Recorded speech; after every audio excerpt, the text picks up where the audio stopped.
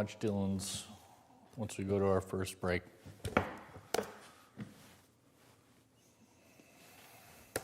So I'm going to float our second tees here.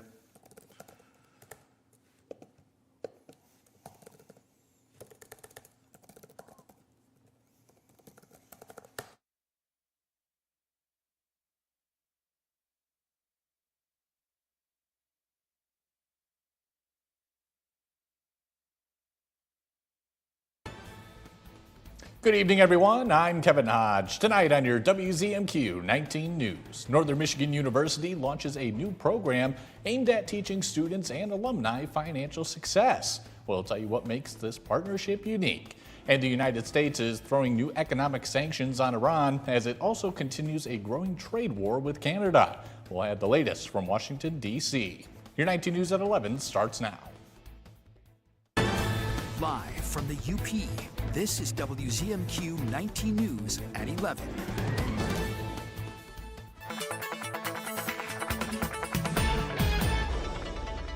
And a first look at your forecast. We are going to get a little bit of warmth before we have some unsettled weather. So lots of sunshine, and we should keep things.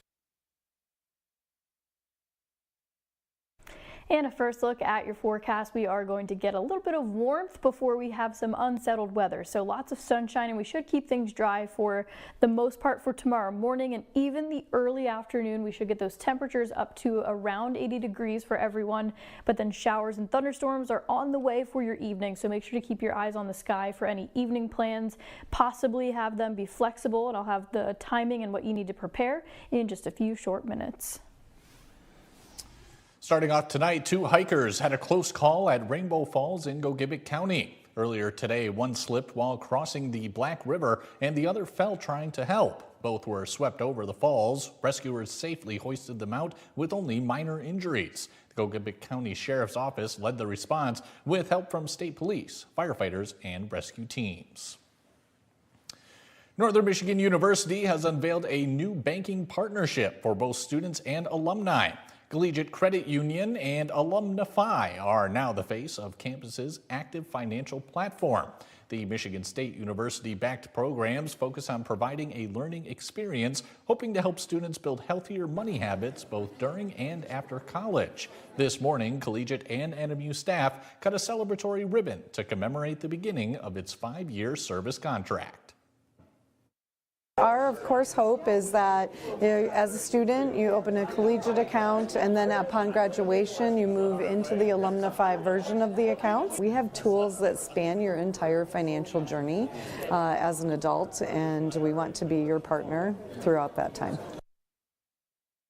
The university also plans to offer more ATMs across campus, alongside NMU-branded debit cards upon signing up with the new service. NMU students are back on campus for the 2026 fall semester. To kick off the year, the university's annual Fall Festival was held today, where students had the chance to check out their available clubs, teams, university departments, and surrounding organizations, hoping to get them involved and excited for the semester ahead.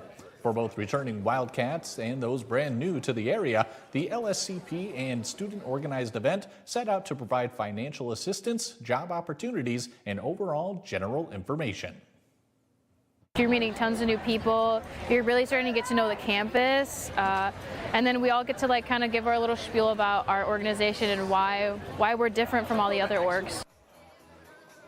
Over 125 tables took part in this year's Fall Fest. The White House unveiled Monday Operation Economic Outcast, a series of harsh new economic sanctions against Iran. This comes as the trade war with the U.S. neighbors to the north, Canada, is heating up. Jesse Mitchell has the latest tonight. And this is economic asphyxiation of this regime.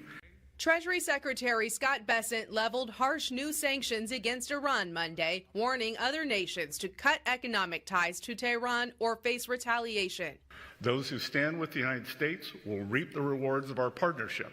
Those who tether themselves to the Iranian regime should expect to share in the isolation of a withering regime. The sanctions come nearly 6 full months after the war with Iran began and amidst stalled talks over the future management of the Strait of Hormuz. Iran's parliament speaker condemned the economic sanctions, and the regime's economic minister said Monday the U.S. should be prepared for an attack from Iran. The sanctions against Iran come as the trade war between the U.S. and Canada continues to escalate. Over the weekend, the U.S. imposed 50% tariffs on $20 billion worth of Canadian goods, and Canada countered, saying it will impose retaliatory tariffs beginning September 8th. On Monday, President Trump threatened to add to the tariffs already in place, hiking levies on Canadian cars and steel to 50%.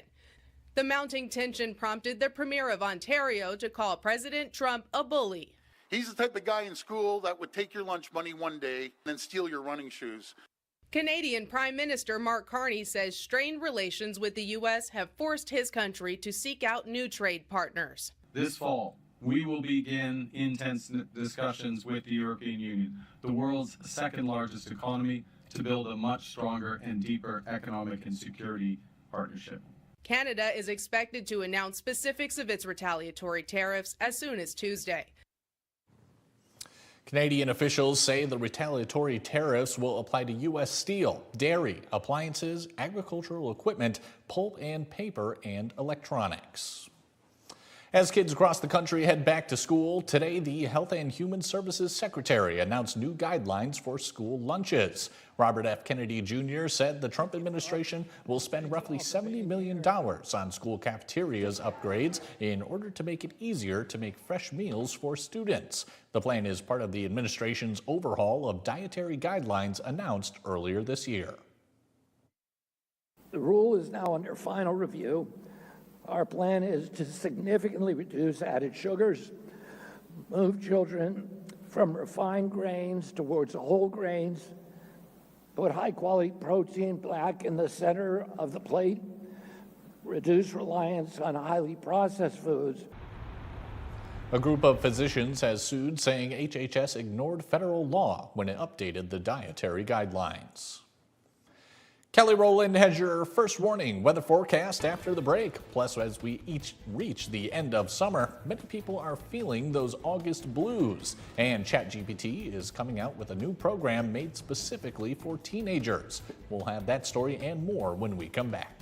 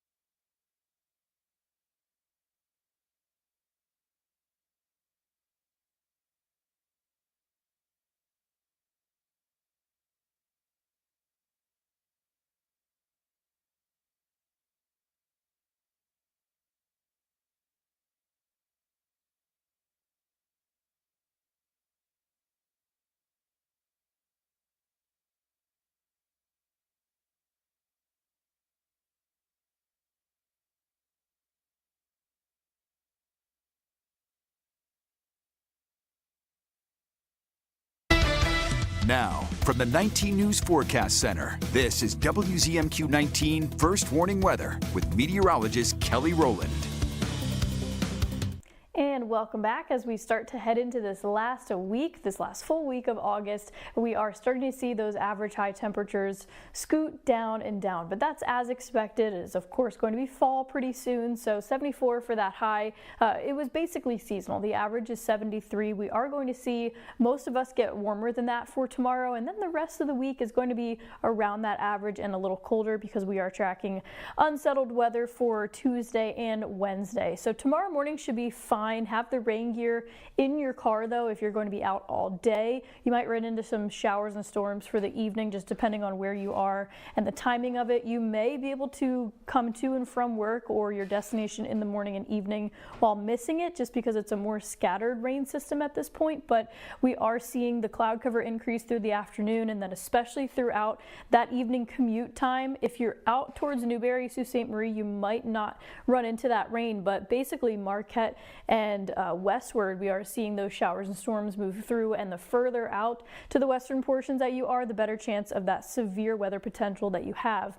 So the evening and the nighttime is going to be on the cloudy, rainy, and stormy side, and then Wednesday morning, that's when Newberry and Sault Ste. Marie, you might get that for the morning commute. So it's a little slower moving, but everyone will probably see a raindrop or two, maybe even a rumble of thunder at some point, maybe multiple times, and especially if you get trapped or if you get stuck in that heavier downpour out on the road, you can have that moment of reduced visibility, so maybe just best to pull over if you are driving home at that time. The risk for severe weather tomorrow is just barely a 1 out of 5 for the very western portions of the Upper Peninsula. Everyone else will be in that general risk, so that tells us if we do get a thunderstorm, it should be that non-severe risk, but there is a slight chance the further out west that you get, some of those stronger storms may come in and then it may continue to strengthen as it moves through the UP. So I'll be watching it closely for you. The wind gusts are contributing to those colder temperatures, of course, but that will change as that system moves through. You can kind of see that line that we're expecting for your evening time. As that moves through, it will bring more of that southerly flow, so things will get warmer before they get cooler again. So it's almost that tease of that summertime warmth before the showers and storms bring us back down to the more chilled air, lower 70s.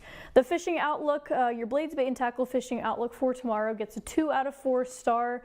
We do have a 30% chance of rain depending on when you go out and fish. So if you're going to be in that morning time, we're looking at 20% or less, but the further you get into the evening, you obviously might run into those storms. Probably not the best idea if we are looking at thunderstorm activity, if you have that metal around you and near the water and all of that. But just to recap here, we should keep the morning dry, but then we will be tracking showers and storms probably exactly around the evening show for us, and then we can dry that out looking at mostly sunny conditions for the rest of the week. The calendar shows we still have more than a month left of summer, but many feel like the season has already slipped away. Jeff Wagner explains how to reframe your thinking and beat those late summer blues. Summer isn't over yet, but the end is on many of our minds, with school supply displays in stores and the fall calendar filling up fast. So even though summer hasn't ended, we start experiencing that ending. Maybe you've experienced the Sunday scaries, where you worry about the looming work week or wish you could have accomplished more over the weekend. The August blues create similar feelings, one of them being regret. Dr. Audra Nuru is a family studies and communication professor. At the beginning of summer, there's all this possibility, right? And then August arrives and we start asking ourselves, did we take that trip? Did we spend enough time together? Another feeling can be anxiety. Just knowing that school is coming, schedules are changing, the summer's ending, winter's coming, and that affects how we feel about the time that we have left. Dr. Nuru says for those struggling with the August blues, try to savor the present moment. She adds you can relieve yourself of the pressure to do more before August ends, like forcing one last vacation. A good summer doesn't have to be filled with these extraordinary things. Instead, plan something to look forward to in the fall, so you have a reason to be excited about what's to come, rather than thinking about the summer we'll soon leave behind. OpenAI is rolling out a new ChatGPT for teens, a feature that it says will provide additional safety for teenagers. The move comes as OpenAI faces lawsuits alleging that inappropriate conversations with ChatGPT contributed to the harm or deaths of young people. Our own John Truitt looks at what parents need to know about the new features and how to monitor your teen's AI activity. Artificial intelligence chatbots can respond to any type of question, so it's no wonder 70% of kids 13 to 17 say they are using AI tools to help with homework. That according to a recent survey. So how can parents ensure their kids are using it safely? Our safety work is never done. This is Laura Jonas is the head of youth well-being and families at OpenAI, the company behind ChatGPT. OpenAI recently rolled out its new ChatGPT for Teens feature, aimed at keeping teens safe. Users who identify at sign-up that they are under 18 will be automatically placed into the protective settings. When it comes to AI sites, ChatGPT is the most popular among teens, with more than half saying they've used it, according to a Pew Research Center study published in December. The goal is for this to be a learning tool for teens. The new features include things like suggestions for minors to take breaks after they've been active for 90 minutes within a 3-hour window. Parents and teens can set quiet hours where ChatGPT is unavailable. There's also a study hours mode that gives directions, not fast answers. This is 24/7, 365, a continuous effort to make sure that we're getting teens the support that they need in the moments that they need it. OpenAI has faced scrutiny over concerns that ChatGPT can harm young people, including lawsuits from families who allege that ChatGPT contributed to their child's suicide. The company has pushed back on all these allegations. John Truitt, WZMQ 19 News. Back to school can bring big emotions, especially for some kids with ADHD. Those emotions may be tied to something called rejection-sensitive dysphoria, or RSD, which is when a person feels intense emotional pain related to rejection. RSD isn't an officially recognized diagnosis or symptom, but it's still a term experts use in connection with recognized conditions. In her new book, Too Sensitive: Rejection, Resilience, and the Science of Feeling Deeply, board-certified psychiatrist and ADHD expert Dr. Sasha Hamdani says people who feel things very quickly and very deeply and for a long time have brains that are wired to process emotions differently. You talk about the amygdala, that emotional threat detector, and for those people, that's hyper-responsive. And then the frontal lobe, that prefrontal cortex directly under your forehead, is in charge of judgment and processing, and that is under-responsive. So if you look at that, you have an emotional part that's completely going to override your logical part every single time. She adds, in childhood, RSD can present as mood swings, extreme shyness, emotional outbursts, avoidance of new things, and the inability to be consoled after a mild correction. But once you notice the patterns, you can learn and practice specific skills to regulate your reaction. Still to come on your 19 News, the Copper Country community remembers and honors a labor movement activist. We'll have that story and more after this.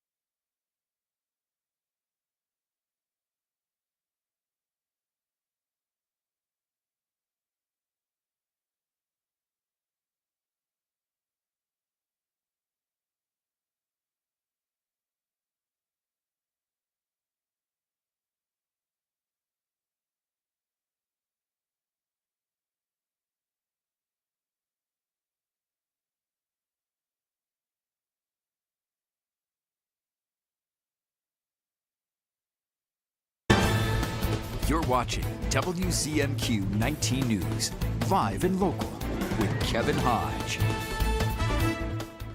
Welcome back, everyone. From California to the eastern seaboard, sharks are showing up in numbers impossible to ignore. These unexpected visitors are turning family-friendly beaches into something a little more wild. Gwen Baumgartner reports from Long Beach, California, where experts say warming Pacific waters, known as El Nino, are playing a role. Below the surface in these seemingly calm SoCal waters lurks a natural predator, often closer than we think. Some of these sharks are coming as close as 50 feet to the beach, like waist deep water. Oh, absolutely.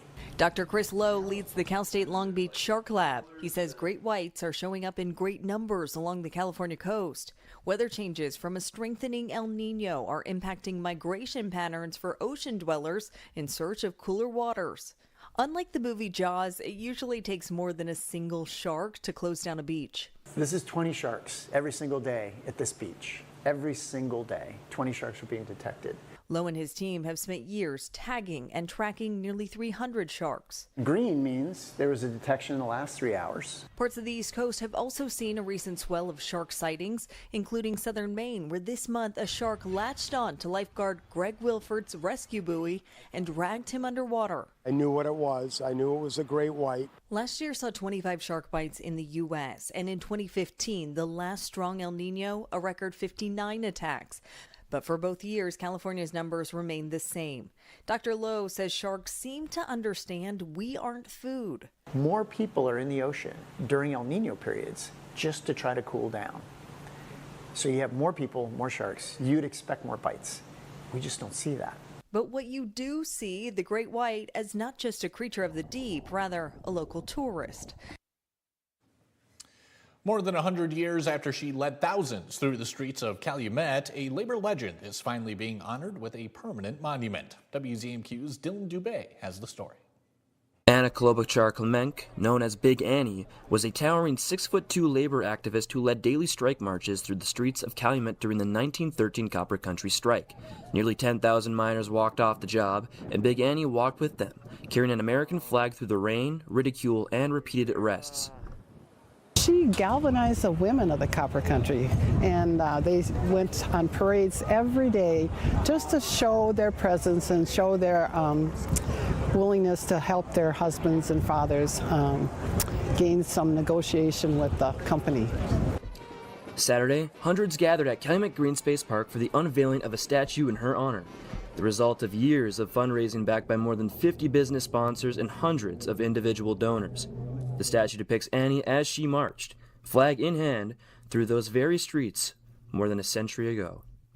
Most unique thing that I think about this project that we did is we used 100-year-old brick pavers from the old streets that Big Annie used to march on, and we relaid them at the base of the statue. So around her are the same bricks that the parades used to take place on a century ago. Big Annie was the first woman inducted into the Michigan Women's Hall of Fame in 1996. After the strike ended, she left Calumet and never returned, never speaking publicly about what she witnessed here, not even to her own grandchildren. Today, her family was in the crowd. What was the best part of the day? The unveiling. Oh, the whole thing. I just enjoyed the whole thing. Very much a family honor, and the pride that the community has taken in Anne and what she stood for and represented. We're very proud. Big Annie never returned to Calumet after the strike ended, never speaking a word about what she witnessed here, not even to her own grandchildren. Now, more than a century later, she stands watch over the streets she once marched, and this time, she's not going anywhere. Dylan Dubé, WZMQ 19 News. Last night, the 2026 UP State Fair came to a close in Escanaba. The full week of fun included grandstand performances by Phil Vassar, Woodland Sky Dance Company, Midland, and Daughtry. Packed the house on Friday. Other notable events included the UP Veteran of the Year ceremony and a luncheon with the Lieutenant Governor Garland Gilchrist. However, for many fairgoers, the most exciting part of the week was checking out the rides, eating the food, and being part of the community coming together at the fairgrounds. It's lots of fun. You're on adventure all the time. You never know. You meet new friends, you meet old friends. It's just like an all-around, it's a fun experience. You gotta come to a fair once in your life. It's awesome. According to fair organizers, early numbers indicate that this year's attendance increased by roughly 8% compared to 2025. There's a new fashion trend, and it's not about buying more, it's about making what you have last longer. Retailers are targeting Gen Z shoppers with sewing skills to help them save money and cut clothing waste. Tina Kraus has the story. You want just a little bit of space. Move over, fast fashion. As we're sewing the button on, The needle and thread are making a comeback, one stitch at a time. We're here to teach you all about the Levi's Wear Longer project. At this Levi's workshop in San Francisco, students are learning to sew on buttons, patch holes, and fix tears. There's value in our clothes, a lot more value than when we realize. And often we get rid of our clothes when all we really need to do is repair our clothes. got it. Nicely done, nicely done. Levi's is one of a growing group of retailers offering customers sewing workshops and in-store repairs. It's about building a relationship with the clothes that you have. I think we're in a time where people are purchasing and discarding clothing at the fastest rate in our history. Data from the Environmental Protection Agency shows more than 11 million tons of U.S. textiles end up in landfills every year, while only about 13% of clothing and footwear waste is successfully recycled. How's yours coming along? College student Ava Trujillo says sewing motivates her to keep wearing and altering the clothes she owns. I love knowing that it is a little way that I can help the world. Once you've done your 6 stitches, you could pull your needle out. This is what A bit of repair work, stitching up a win for the wallet and the planet. Things are heating up for the Jonas Brothers following another big musical milestone. Plus, Looney Tunes meets courtroom comedy in an upcoming film. Gwen Baumgartner has tonight's entertainment headlines. Is there anyone in the whole world who cares what happened to the coyote at all? Yeah, I do. Wile E. Coyote is headed to court. The new movie Coyote vs. Acme shows his quest for legal justice after Acme product mishaps hindered his Roadrunner pursuits. This movie is about an underdog taking on a major corporation. That's what you see on screen. With this lovable character you've known forever, Wile E. Coyote, taking on the Acme Corporation. And then off screen, we had that same battle. The film was set to be released 3 years ago before being scrapped by Warner Brothers. Catch Up Entertainment acquired the movie last year and is bringing it to the big screen, a move celebrated by the cast. This movie finally being seen by the world is such a miracle and is so exciting for us. Coyote vs. Acme heads to theaters this Friday. News of Harry and Meghan's upcoming move across the pond sent shockwaves through the UK. But Madame Tussauds is having a little fun with it. The London Museum has already added suitcases and a royal guard next to the couple's wax figure displays. Previously, the museum moved them from its royal section to its Hollywood exhibit. The Jonas Brothers are continuing to bring the heat just days after confirming, then kicking off their The Burning Up tour all over again. The brothers announced that they're coming out with a brand new single. The single Listen When Sad drops Friday. Now don't go anywhere. Your final look at weather when we come back.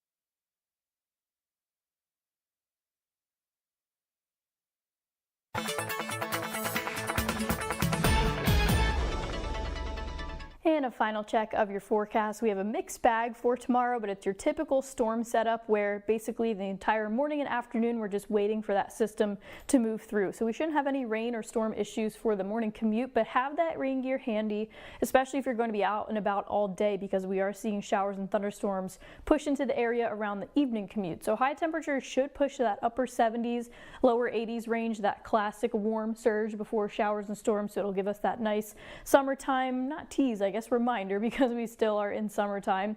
Here's those showers and storm timing around that evening commute, and it'll gradually taper off as we get into Wednesday afternoon. So we are seeing that shower and moisture kind of linger into your Wednesday morning. So it will be unsettled once we get these showers and storms going. There is a marginal chance, a 1 out of 5 from the SPC, that some of these storms may reach severe criteria. So make sure to keep your eyes on the sky and tune in tomorrow for another look at your forecast. A Wisconsin cat born with 29 toes has officially broken the Guinness World Record for the most toes on a cat. The cat, named Erebus, was born in March 2026 and broke the previous record held by a 28-toed cat named Jake since 2002. Erebus is a Maine Coon cat, a breed more likely to contain a polydactyl genetic trait, which causes some cats to be born with extra toes. Kendra, one of Erebus's owners, says the cat developed health problems early in his life but has since recovered. Guinness officially awarded Erebus with the world record on May 13th, 2026. That's all we have for tonight, everyone. We'll catch you back here tomorrow at 6/5 Central. See you then, and have a great night.